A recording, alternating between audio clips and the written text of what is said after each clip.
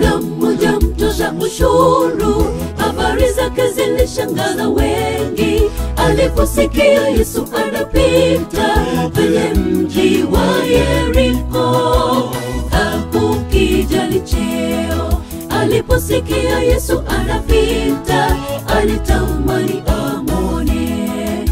Kijana mmoja mtoza ushuru, habari zake zilishangaza wengi. Aliposikia Yesu anapita kwenye mji wa Yeriko, hakukijali cheo. Aliposikia Yesu anapita, alitamani amwone. Ni mara ngapi nawe umeshasikia habari za Bwana Yesu? Ni mara ngapi nawe umeshamtafuta kama ilivyo kwa Zakayo? Japo alikuwa mfupi wa kimo na watu walikuwa wengi, alipanda juu ya mkuyu.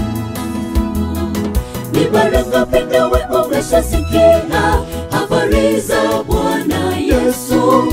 Ni mara ngapi nawe umeshamtafuta kama ilivyo kwa Zakayo? Japo alikuwa mfupi wa kimo na watu walikuwa wengi, alipanda juu ya mkuyu.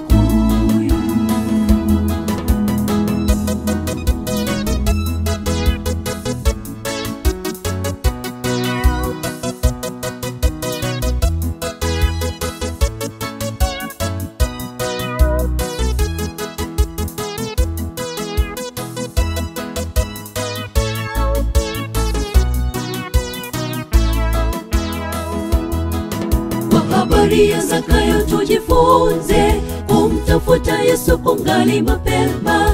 Ni nani ajuaye mambo ya kesho?